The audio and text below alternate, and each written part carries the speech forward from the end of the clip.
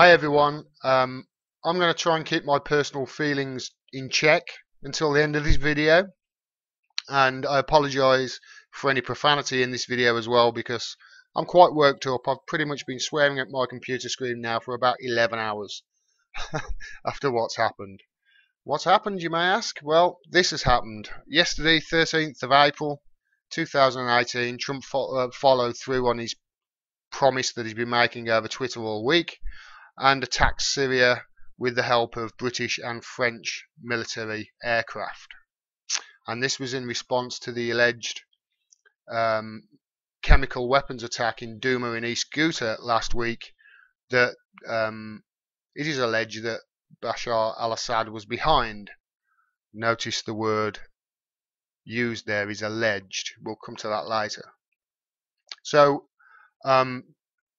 things have been moving quite rapidly over the last few hours, and it's difficult for me to keep up, but these are the facts at the moment as I know them to be. Things may change, and time may be off here or there, or maybe a number might be here or there, but at the moment they're accurate. They obviously may change throughout the coming days and weeks. At 9 p.m. Syria time last night, now Syria is 7 hours ahead of Washington and Eastern Standard Time. So at 9 p.m. Syria time, 2 p.m. Washington time, on the 13th of April, Russia were informed by America that a hostile attack was about to take place in Syria. Now, to some people, this might be like, huh? America told Russia? Yes. It's protocol. It has been for years. Whenever Russia do any exercises in Syria, knowing that the American military are there, they inform the American military and vice versa to stop any accidents happening and World War III starting. That's why they do it. It's protocol. There was an incident last year where Trump fired 59 Tomahawk missiles at a Syrian airbase in response to the last alleged gas attack, and Cenk Uygur of the Young Turks, the founder of the largest news network on the planet online, said it was a soft bombing because he told Russia first. That's how much you know, Cenk Uygur. It wasn't a soft bombing. It's actually protocol for this to happen. Or would you rather like World War III started over a mistake? That guy really pisses me off sometimes. So roughly 5 hours later, there were reports coming from over Jordan, which borders Syria, that there's high air activity above. So there's a lot of planes in the sky, in other words. And then roughly an hour and 55 minutes later, at 3:55 in the morning Syria time, so this is just before 9 o'clock p.m. Washington time, the first wave of missiles started to enter Syrian airspace. They came from two directions, from the south towards Damascus and Homs, and also from the north towards the forgotten the name of the place it was going to now. I'll put it on the map up here. But that was coming from the point of either the Red or Mediterranean Sea. So we can only assume that these were missiles launched by American ships in those seas. 5 minutes after those first reports of the missiles entering Syrian airspace come out, Trump comes out with his statement. Now, I've cut this statement down quite a bit just to put the important things in there.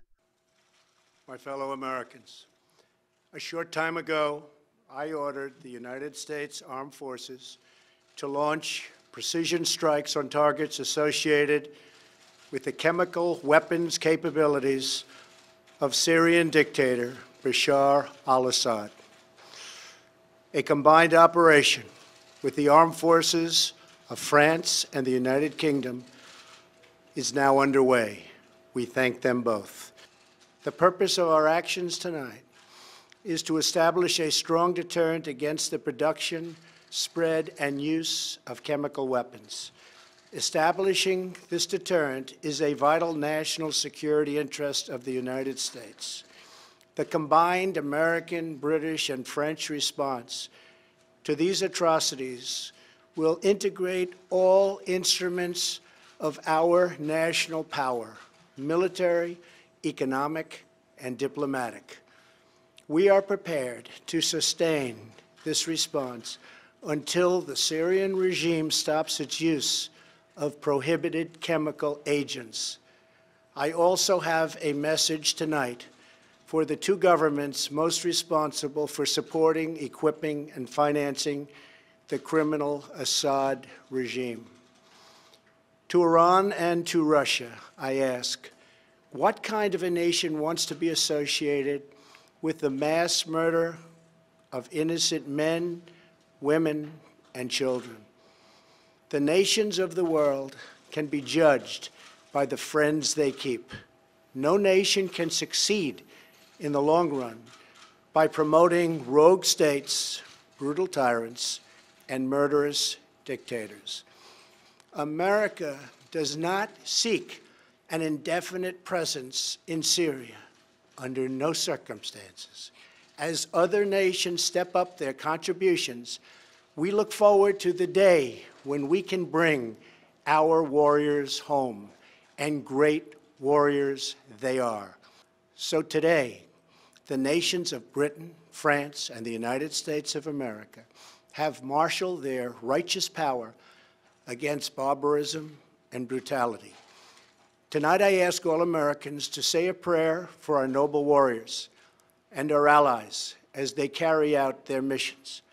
We pray that God will bring comfort to those suffering in Syria. We pray that God will guide the whole region toward a future of dignity and of peace. And we pray that God will continue to watch over and bless the United States of America. Donald Trump there, sticking to script. The first strikes happened just a few minutes after that. It was literally seconds after it. The timing of it actually was quite impressive, but the first strikes I found reported were of two missiles which hit the scientific research center in Baza, which is north of Damascus. Now, Damascus is the capital of Syria. It's an ancient city. There's a lot of priceless artifacts there. Don't want to be bombing that, but they did anyway. We'll come to that in a bit. So the scientific research center at Baza was the first to be hit. Now, after doing a bit of cross-checking with Twitter and certain sources, I think I've found the video of the first missiles which hit in Syria. Take a look.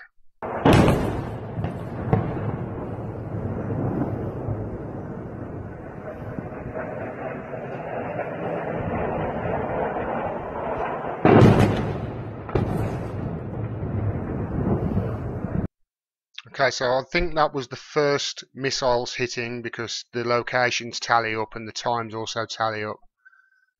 Syrian defense are also saying one missile hit an army base due west of Homs. Now, I've corroborated evidence on this all night, and I think, although I can't say with 100% certainty, but I think that this was the British bombs, the British Harrier jets or whatever it was that took off. And I think this is it based on this video from the BBC. Just take a quick look at this. The target was what was an old missiles base 15 miles west of Homs, where they believe the Assad regime was storing the precursors of chemical weapons that could have been used in attacks. And the initial reports from those strikes, 4 of these Storm Shadow cruise missiles fired, was that it was a success. We're not getting any confirmation from the MOD as to whether they all hit their target, but the belief is that they did, despite those claims from the Syrian regime that they fired down a lot of the missiles that were fired last night. So all those 4 tornadoes are back here, and of course they'll still continue those missions against IS back to normal, if you like here.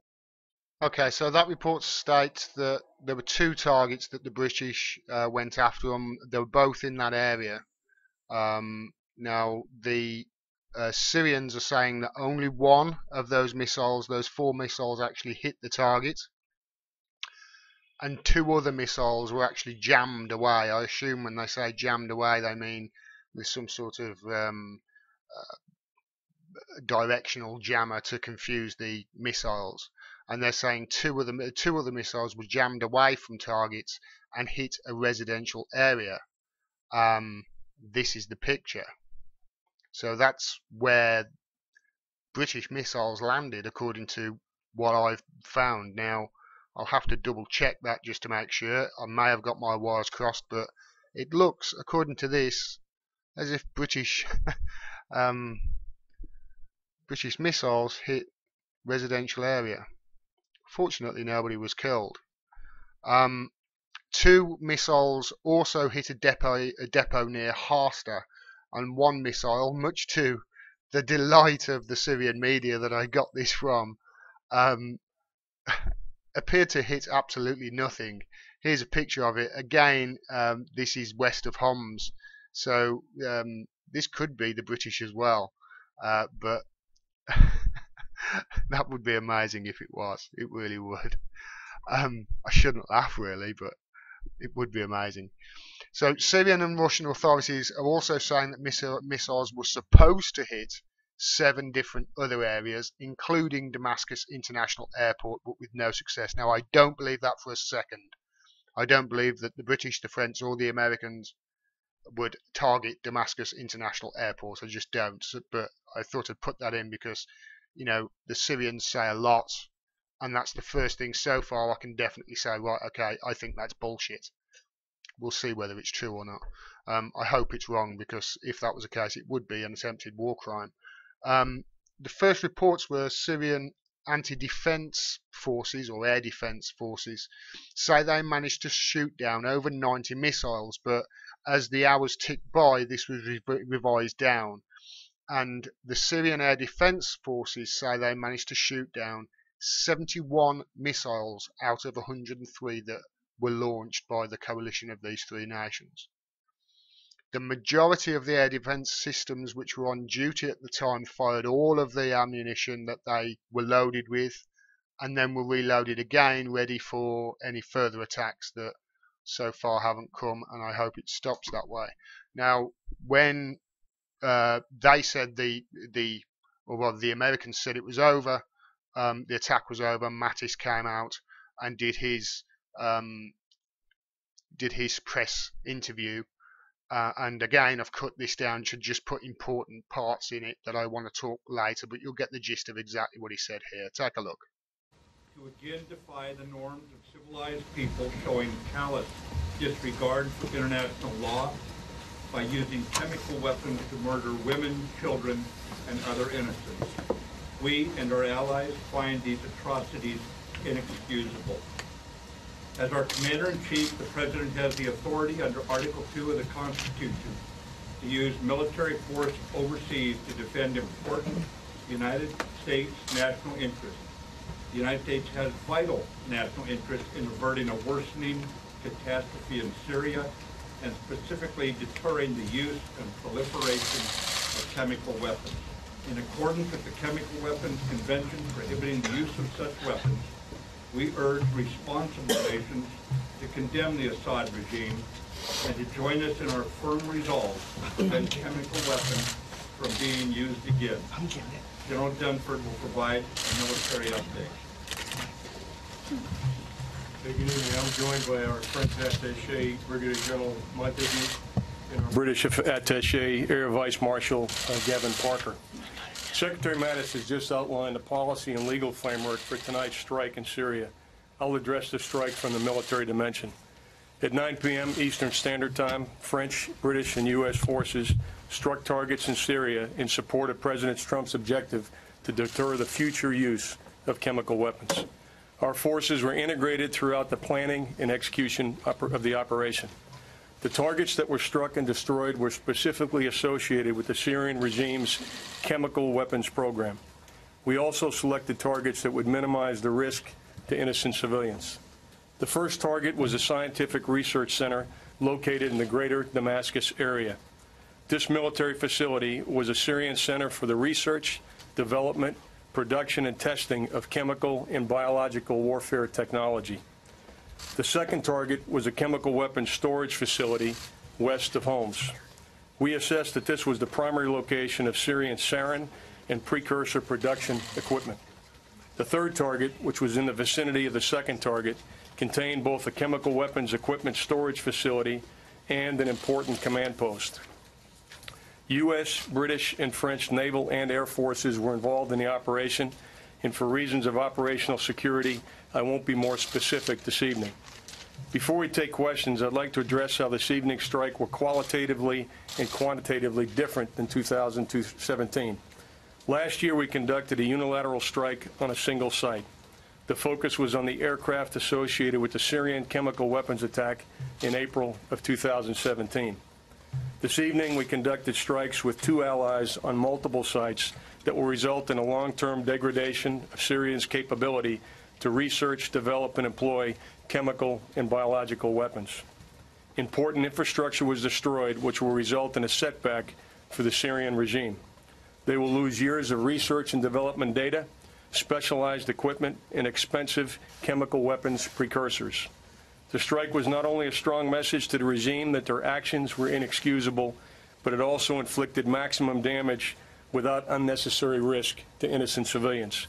And with that, the Secretary and I would be glad to take your questions. It's important to note there that missiles were still in the air when he said that the attack was over, so it wasn't over. Syria also have made claims that they downed a drone during the shortly after the attack, although they have said that this is most likely Israeli. That's if they've downed a drone at all. I've seen no confirmation of that anywhere. As for casualties, nobody was killed at the time of doing this video. It's 2 p.m. and they're saying nobody was killed, so that's quite amazing. Well, it's 12 hours later, and they're saying only 3 civilians were injured near Homs. Now that would be this picture that I showed earlier, that I suspect is a British missiles that were deflected away from their target by jamming systems. The Syrians say the low number of casualties was due to the preparation since Trump began his Twitter threats. You may remember him on the campaign trail saying this. Whatever happened to the element of surprise? I will not say when we are going to attack, but attack we will. We must, as a nation, be more unpredictable. So we have announcements coming out of Washington and coming out of Iraq. We will be attacking Mosul in 3 weeks or 4 weeks. Well, it didn't quite work out like that, did it? Okay, it's not ISIS, but I'll give him that. They also say, Syria also say, the damage was so limited and there were no casualties simply because the air defence systems were extremely effective in repelling the strike. This morning in the UK, the government have been out in full force on the telly box everywhere, every channel, in support of Theresa May's decision to aid Trump and the US and the French in this attack. And here's the best bits, if you can call them that, of her statement. A significant body of information, including intelligence, indicates the Syrian regime is responsible for this latest attack. I cannot tell you everything, but let me give an example of some of the evidence that leads us to this conclusion. Open source accounts allege that a barrel bomb was used to deliver the chemicals. Multiple open source reports claim that a regime helicopter was observed above the city of Douma on the evening of the 7th of April. The opposition does not operate helicopters or use barrel bombs. And reliable intelligence indicates that Syrian military officials coordinated what appears to be the use of chlorine in Douma on the 7th of April. No other group could have carried out this attack. Indeed, Daesh, for example, does not even have a presence in Douma. And the fact of this attack should surprise no one. We know that the Syrian regime has an utterly abhorrent record of using chemical weapons against its own people. On the 21st of August 2013, over 800 people were killed and thousands more injured in a chemical attack also in Ghouta. There were 14 further smaller-scale chemicals attacks prior to that summer. At Khan Sheikhoun on the 4th of April last year, the Syrian regime used sarin against its people, killing around 100 with a further 500 casualties. And based on the regime's persistent pattern of behaviour and the cumulative analysis of specific incidents, we judge it highly likely both that the Syrian regime has continued to use chemical weapons since then and will continue to do so. This must be stopped. Okay, that was Theresa May there, making her speech. Russia have also responded by way of a tweet. I guess this is the way that governments talk to each other in 2018. This is the official channel of communication. This is from Ambassador Antonov. He says, "The worst apprehensions have come true. Our warnings have been left unheard. A pre-designed scenario is being implemented. Again, we are being threatened. We warn that such actions will not be left without consequences. All responsibility for them rests with Washington, London, and Paris. Insulting the President of Russia is unacceptable and inadmissible. The United States, the possessor of the biggest arsenal of chemical weapons, has no moral right to blame other countries." I'm not sure about the last bit. No moral right. Okay, yeah, I understand that, but everything else is spot on. Absolutely spot on. It's been insulting. This has. It really has. Iran have also made a statement, and this is from Foreign Ministry spokesman Bahram Ghazemi. He said, "The United States and its allies have no proof, and without even waiting for the OPCW to take a position, have carried out this military attack and are responsible for the regional consequences." Absolutely correct. So Vladimir Putin, by the way, has also called an emergency session of the UN Security Council meeting. And at this point, at 10 to 3 in the afternoon, probably early morning in America, this is everything I know. That's my video on it, basically. Now, here's where I give my 2 cents and begin swearing, probably. First of all, there is no evidence at all that Assad did this attack. None whatsoever. And every piece of evidence I've pieced together so far points to it being, yet again, the rebels that have done this on themselves in order to bring America in the war. Because remember, America were on their way out. I did a video about it. I'll leave a link up there. This is a false flag. It's obviously a false flag. Why would Assad do this on a 5% area of the city after taking 95% of it back in next to no time? Why would it makes no sense to do it. I know we've almost won this war. America have nearly left. I know what I'll do. I'll gas some of my own people and bring America back into the war, and, because I'm feeling a bit left out and I need some missiles rained down on my country. How stupid do they think Assad is? Really? He's not a nice guy. He's a brutal dictator, but he's not fucking stupid. The next thing I want to get to, and this is a really important one, this is the thing that has been winding me up for the last 12 fucking hours. Russiagators. And by which I mean people who still think Trump is somehow beholden to Putin or in Putin's pocket. Are you fucking happy now? Are you happy now? Is this evidence enough that Trump is not Putin's bitch? Or are you going to say, oh, this is all an act to throw us off the scent? Is that the next step? Are you fucking insane? This is why you don't attack Trump from the right. He's a narcissistic demagogue. He is liable to say, I'll show them I'm not in bed with Russia. I'll bomb the shit out of one of their allies. You're hawkish. Your position on this is making him more hawkish. Had the establishment, the media and the DNC not concocted this fucking cockamamie story about Trump being in bed with Putin as just something to take people's attention off from the way that she rigged the primaries against Bernie Sanders and then lost the election to a reality TV star. That's all it is.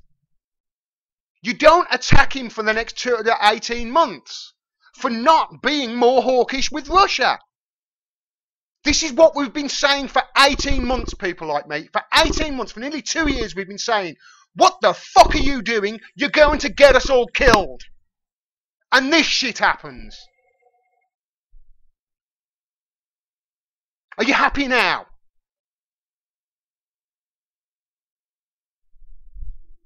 Unreal. That has been building up inside of me for God knows how long. This is why you don't attack him from the right. You don't make him more hawkish. Had the DNC not concocted this story and got the DCCC and the DNC and MSNBC and the liberal media all to go along with them in this, Trump would probably be having dinner with Putin right now. Trump wanted a better relationship, but he couldn't take a step towards Russia because every time he took a toe towards Russia, all of a sudden it was evidence he was in bed with Putin. All of a sudden, Anna Kasparian is like, oh no, I need to know that we're not going to be attacked by, we're going to be represented by somebody who's going to keep us safe from bad actors. Right? No, Anna, you fucking moron. You're the ridiculous one here. Absolute insanity. I've been watching this for 2 years unfold. For 2 years I've been watching it unfold, and for 2 years I and many others have been saying this is the most fucking dangerous thing you can do. And look what's happening. Yeah, okay, it was wasn't as bad as we all expected last night to be. Let's just admit that. Wasn't nearly close to how bad I thought it was going to be. But if you listen to Russia's statement there and Iran's statement, this is not over. Not by a long shot. Somehow they are going to bide their time and Russia will get their retaliation. They will do that. At some stage, they will do it. And what happens then? Oh, America have got to retaliate. And this is how the steps to World War III are built. And you've built the first fucking ones. You've done the first flight of stairs, you Russiagators, with your absolute fucking nonsense. Just accept the fact that he's president and Hillary Clinton lost because she sucked. Just accept it and start throwing some of your anger towards the DNC. Because if they hadn't rigged the fucking primary, you would have Bernie Sanders in as president right now instead of some reality TV star with a dead squirrel on his head.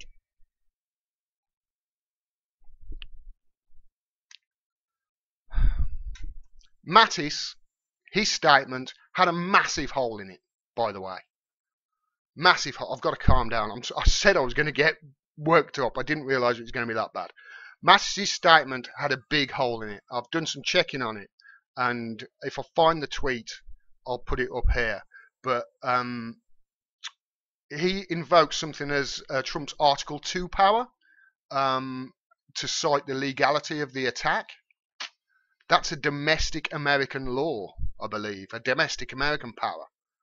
From what I can tell, a bit dodgy when it comes to international law, and there would be no case there.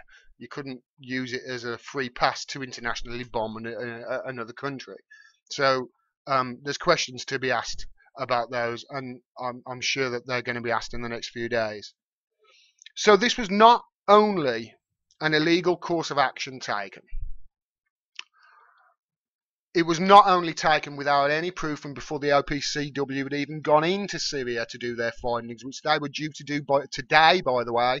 It's a really good way to cover up evidence or make sure that whatever the evidence comes out doesn't really matter, and that's bomb the shit out of the country the day before the OPCW are meant to get there. It was not only illegal or taken without any proof, but when you look at what I've just shown you, it must be an absolute embarrassment for the UK, the US and the French forces, especially if what I've reported on British in this video is true, because that means they fired 4 missiles and only one of them got through. That's really quite bad. 2 hit civilian, was directed to a civilian area, and 1 landed in the middle of nowhere. That's going to be embarrassment. And honestly, 71 out of 103, I think it was, missiles they say they shot down. Now, this can obviously be corroborated, so I can't imagine that they would fudge the figures to that much. They've actually revised it down from 90 to begin with. And that's the Syrian forces, remember, who are saying that. So, you may remember this tweet. Russia vows to shoot down any and all missiles fired at Syria. Get ready, Russia, because they will be coming. Nice and new and smart. Why is he using... Can somebody teach this guy how to use quotes. You shouldn't be partners with a gas-killing animal who kills his people and enjoy it. As I say, so he's bragging there about how good his weapons are and his missiles are. Russia didn't shoot down these weapons. Russia didn't even deploy their anti-missile defense systems. They didn't need to. Didn't even get close to Russian airspace. They made sure that they went around it. So these missiles, 70%, if these reports are correct, 70% of these nice, new and smart missiles that Trump has been bragging about were shot down by Syrian air defense systems. Syrian air defense systems, and I've checked this, they use an air defense system that was built by the Soviet Union and is 35 years old. And they're shooting down their nice and new and smart weapons that Trump's been bragging about. That's a real embarrassment.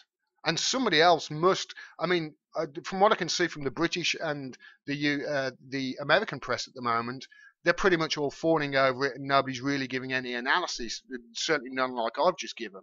And it's almost like they're high-fiving and saying that this was a great success. Everybody's saying it was a successful mission. This seems like it was an absolute disaster. You only got a 30% hit rate? Ah, that's bad. But, to end the video, that does worry me.